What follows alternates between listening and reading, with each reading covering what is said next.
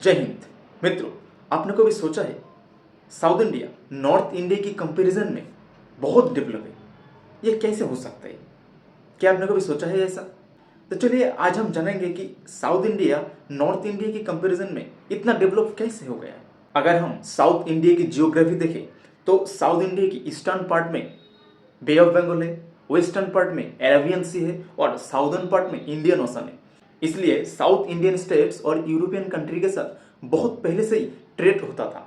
जब इस तरह से ट्रेड हो रहा था तो तब से ही साउथ इंडियन लोग इंग्लिश एजुकेशन के टच में आ गया था। तो फिर धीरे धीरे वो लोग एजुकेशन के ऊपर काम करने लगा, लिटरेसी रेट बहुत बढ़ गया। ये बहुत ही सिंपल सी बात है कि जब भी लोगों के अंदर एजुकेशन आएगा तो फिर सोसाइटी में रिफॉर्म मूवमेंट भी स्टार्ट हो जाएगा। बहुत सारे रिफॉर्म मूवमेंट फिर तो स्टार्ट हो गया, जैसे कि temple entry movement, self respect movement, justice movement, ऐसा बहुत सारे मूवमेंट, वुमेन्स राइट्स मूवमेंट, ऐसा बहुत सारे मूवमेंट उस टाइम स्टार्ट हो गया था। और इस तरह से धीरे धीरे वहाँ की कास्ट सिस्टम बहुत ही कमजोर पड़ गया था। एजुकेशन के ऊपर ज़्यादा लोग महत्व देने लग गया। ये बहुत ही एक सिंपल सा फंड है कि कोई भी सोसाइटी या कोई भी देश खुद को डेवलप करना चाहता है तो फर्स्ट उनका जो फर्स्ट प्रायोरिटी चीज होना चाहिए वो education, health and science and technology. इन तीनों में ठीक ठाक इन्वेस्टमेंट हो रहा है तो फिर वो कंट्री को या फिर वो सोसाइटी को आगे बढ़ने से दुनिया की ऐसा कोई भी शक्ति नहीं है उसको रोक सके। कोई भी सोसाइटी में अगर महिला को शिक्षा दिया जाएगा तो वो सोसाइटी डेवलप होगा ही होगा।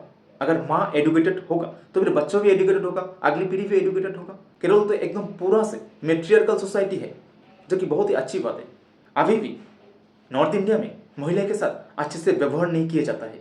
अगर हम पॉलिटिक्स देखें तो नॉर्थ इंडिया में जाति, धर्म, हिंदू, मुस्लिम संप्रदाय इसके नाम पे वोट लिया जाता है। पर अगर हम साउथ इंडिया में जाए तो वहां पे डेवलपमेंट के नाम पे वोट लिया जाता है।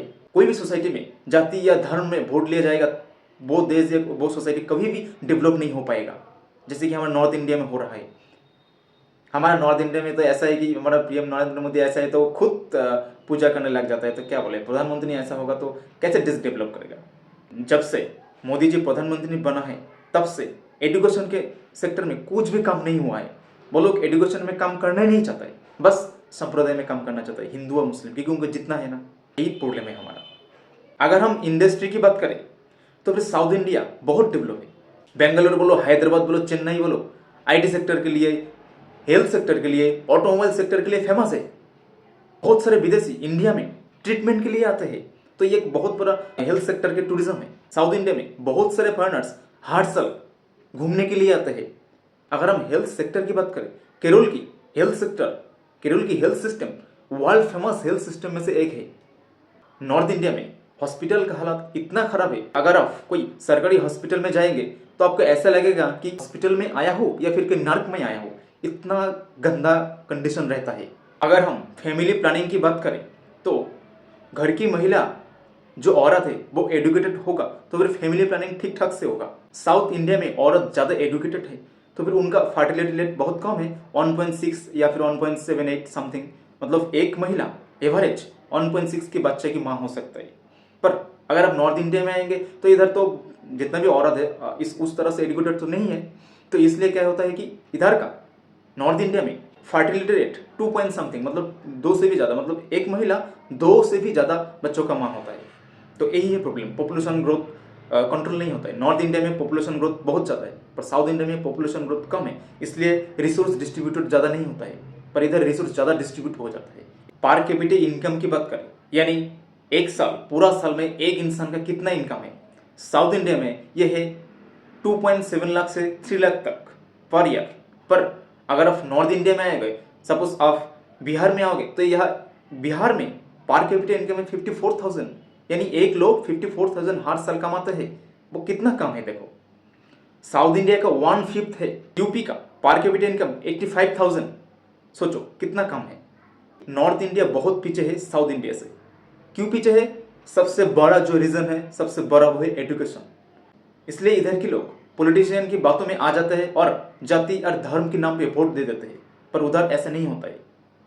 चैलेंज करके बोल सकते हो, बीजेपी कभी भी साउथ इंडिया में पावर में नहीं आ सकते। उधर के लोग धर्म की बात सुनेगा ही नहीं। क्या बकवास कर रहे हो भाई, बकवास बंद करो ना थोड़ा, ऐसा कहेगा।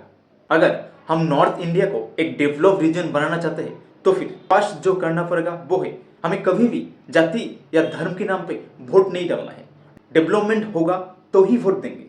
जो भी पॉलिटिकल पार्टी एजुकेशन सेक्टर में, हेल्थ सेक्टर में, साइंस एंड टेक्नोलॉजी में ठीक ठाक खर्चा करेगा, ठीक ठाक ध्यान देगा, वो ही पॉलिटिकल पार्टी को हम चुनेंगे, उसको ही वोट देंगे। ये एकमात्र उपाय है नॉर्थ इंडिया को डेवलप करने का। तभी नॉर्थ इंडिया एक डेवलप रीजन बन सकता है।